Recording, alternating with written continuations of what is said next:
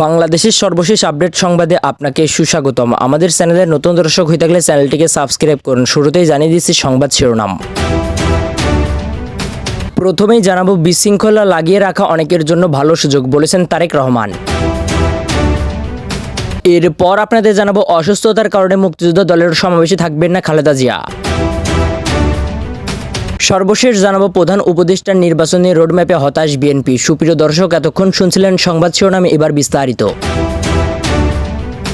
বিশৃঙ্খলা লাগিয়ে রাখা অনেকের জন্য ভালো সুযোগ, বলেছেন তারেক রহমান। বিএনপির ভারপ্রাপ্ত চেয়ারম্যান তারেক রহমান বলেছেন, দল ও দেশের বিরুদ্ধে ষড়যন্ত্র থেমে নেই, দুষ্ট লোকদের দুষ্টামো থেমে নেই। সেটি আমাদের দেশের ভেতর বাইরে উভয় জায়গাতেই হচ্ছে। এই দেশে যদি একটি বিশৃঙ্খলা লাগিয়ে রাখা যায়, এটি অনেকের জন্য ভালো সুযোগ। বৃহস্পতিবার সন্ধ্যায় রাষ্ট্রকাঠামো মেরামতের 31 দফা বাস্তবায়নে ও জনসম্প্রীতি নিশ্চিত করতে নরসিংদীর হেরিটেজ রিসোর্টে বিভাগীয় কর্মশালায় ভার্চুয়ালি যুক্ত হয়ে তিনি একথা বলেন। প্রধান অতিথির বক্তব্যে তারেক রহমান বলেন, দেশে যদি দুর্বল জনসমর্থনহীন সরকার ক্ষমতায় রাখা যায়, তাহলে অনেক কিছু লুটেপুটে নিতে পারবে। তবে যারা দেশের কথা বলবে, চিন্তা করবে, এমন কেউ যদি দেশ পরিচালনার দায়িত্ব থাকেন, তখন দেশের স্বার্থ ও জনগণের স্বার্থ নিরাপদে থাকবে। যারা শকুনের দৃষ্টি নিয়ে দেশটার দিকে তাকিয়ে আছে, দেশের প্রাকৃতিক সম্পদের দিকে তাকিয়ে আছে, তখন তারা 10 বার চিন্তা করবে। বিএনপির ভারপ্রাপ্ত চেয়ারম্যান বলেন, গত 5 আগস্ট পর্যন্ত আমাদের উদ্দেশ্য ছিল স্বৈরাচার হটানো। এখন দেশের স্বাধীনতা, সার্বভৌমত্ব ও গণতন্ত্র রক্ষা করা সহ দেশের মানুষের অর্থনৈতিক মুক্তি দিতে কাজ করতে হবে। তিনি বলেন, শহীদ রাষ্ট্রপতি জিয়াউর রহমান দেশের মানুষের ভাগ্যের উন্নয়নে কোদাল হাতে মাঠে নেমেছিলেন। সেই দলের নেতা হিসাবে আপনাদের বিএনপির নেতাকর্মী মানুষের ভাগ্য উন্নয়নে কাজ করতে হবে। তারেক রহমান বলেন, রাষ্ট্রীয় ক্ষমতার সুযোগ পেলে 31 দফা বাস্তবায়ন করবে বিএনপি। এজন্য যে কোনো মূল্যে 31 দফার পক্ষে সমর্থন নেওয়ার জন্য জনগণের পেছনে ঘুরতে হবে। এছাড়া আর কোনো উপায় নেই। জনগণের সম্পৃক্ততায় স্বৈরাচারে পালিয়েছে, তবে দেশের ভেতর বাইরে দেশের বিরুদ্ধে এখনো ষড়যন্ত্র থেমে নেই। বর্তমানে স্বাধীনতা, সার্বভৌমত্ব রক্ষার সংগ্রাম শুরু হয়েছে। সংগ্রাম করেই ভবিষ্যৎ প্রজন্মের জন্য একটি নিরাপদ বাংলাদেশ গড়ে তুলতে হবে। তিনি আরো বলেন, 1996 সালে আওয়ামী লীগ সরকার ক্ষমতায় এসে সংসদে দাঁড়িয়ে বলতে বাধ্য হয়েছিল, বিএনপির আমলে দেশে ছোট বড় মিলিয়ে 80,000 কলকারখানা স্থাপন করা হয়েছে। আমাদের সবাই সংবাদপত্র আমাদের বিরুদ্ধে, ম্যাডামের বিরুদ্ধে, দলের বহু নেতা কর্মীদের বিরুদ্ধে কত কি লিখেছিল, কিন্তু আমরা বলেছি আমরা বাকস্বাধীনতায় বিশ্বাস করেছি। আমরা সময় মতো পত্রিকার সম্পাদকের বিরুদ্ধে শত শত মামলা হয়নি, যেমন আমাদের বিরুদ্ধে ও আমাদের নেতা কর্মীদের বিরুদ্ধে হয়েছে। এইভাবে আমরা যখন দেশ পরিচালনার দায়িত্বে ছিলাম, তখন কি গুম খুন হয়েছিল? আমাদের স্থায়ী কমিটির সদস্য সালাউদ্দিন আহমেদ টুকুকে সীমান্তের ওপারে নিয়ে ফেলে আসা হয়েছিল। সংসদ সদস্য ইলিয়াস আলী সহ অনেক নেতা কর্মীকে গুম খুন করা হয়েছিল। বিএনপির সময় তো এখনো হয়নি, কারণ আমরা গণতন্ত্রে বিশ্বাস করি, আমরা বাকস্বাধীনতায় বিশ্বাসী। তারেক রহমান বলেন, বিএনপির আমলেই আমরা দেশের শিল্প কারখানার উৎপাদন বাড়িয়েছে। আবার সুযোগ পেলে আমরা এই কাজগুলো পুনরায় আরো ভালোভাবে করব। তিনি বলেন, দেশ ও দেশের মানুষের কল্যাণে প্রয়োজনীয় 31 দফা আরো বাড়ানো হবে। এই 31 দফা বাস্তবায়ন করতে হলে প্রথমে জনগণের রায় আমাদের প্রয়োজন। তার যে কোনো মূল্যে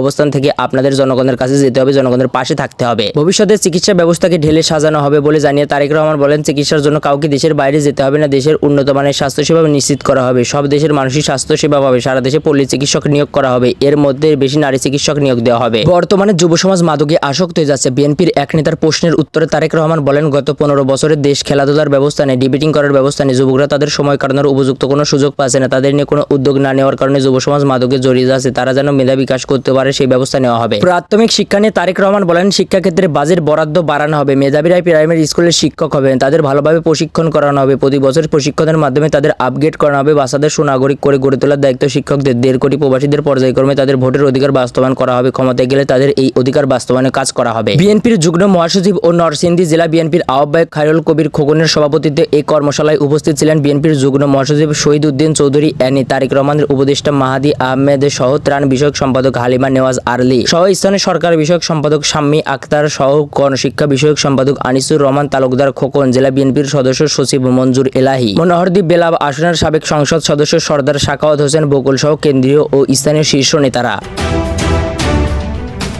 অসুস্থতার কারণে মুক্তিযোদ্ধা দলের সমাবেশে থাকবেন না খালেদা জিয়া। অসুস্থতার কারণে আগামী 21 ডিসেম্বর বাংলাদেশ জাতীয়তাবাদী মুক্তিযোদ্ধা দলের সমাবেশের প্রধান অতিথি হিসেবে যোগ দিতে পারবেন না বিএনপির চেয়ারপারসন খালেদা জিয়া। এই তথ্য জানিয়েছেন দলের মহাসচিব মির্জা ফখরুল ইসলাম আলমগীর। বৃহস্পতিবার সকালে দলের চেয়ারপারসনের গুলশান কার্যালয়ে এক সংবাদ সম্মেলনে তিনি এই কথা জানান। মির্জা ফখরুল বলেন, তিনি গত পরশু রাত থেকে অসুস্থ। চিকিৎসকদের পরামর্শে তার সমাবেশে অংশ নেওয়া বাতিল করা হয়েছে। সংবাদ সম্মেলনে নির্বাচনী রোডম্যাপ নিয়ে অন্তর্বর্তী সরকারের প্রধান উপদেষ্টা ডাক্তার ইউনূসের দেওয়া বক্তব্য প্রসঙ্গে কথা বলেন বিএনপির মহাসচিব। তিনি বলেন, গত 16 ডিসেম্বর বিজয় দিবসে প্রধান উপদেষ্টা ডাক্তার মোহাম্মদ ইউনূস জাতির উদ্দেশ্যে যে ভাষণ দিয়েছেন তা নিয়ে বিস্তারিত আলোচনা হয় এবং পরবর্তীতে প্রধান উপদেষ্টার প্রেস সচিব সংবাদ সম্মেলনের মাধ্যমে উপদেষ্টার ভাষণের যে ব্যাখ্যা দেন তা নিয়েও আলোচনা হয়। সবাই মনে করেন প্রফেসর ডাক্তার মোহাম্মদ ইউনূসের ভাষণে নির্বাচন সংক্রান্ত বক্তব্য অস্পষ্ট। মির্জা ফখরুল বলেন, তার বক্তব্যের নির্বাচনের একটি সম্ভাব্য সময়ের কথা বলা হলেও নির্বাচনের রোডম্যাপ সম্পর্কে কোনো সুনির্দিষ্ট বক্তব্য রাখা হয়নি। ডাক্তার মোহাম্মদ ইউনূস নির্বাচনের সম্ভাব্য সময়সীমা 25 সালের শেষ অথবা 26 সালের প্রথম অংশ অনুষ্ঠানের কথা বলেছেন, যা একেবারেই অস্পষ্ট এবং নির্দিষ্ট কোনো সময় উল্লেখ নেই। অথচ তার প্রেস সচিব বলেছেন যে 2026 সালের জুন মাসের মধ্যে নির্বাচন অনুষ্ঠিত হবে, যা পরস্পর বিরোধী।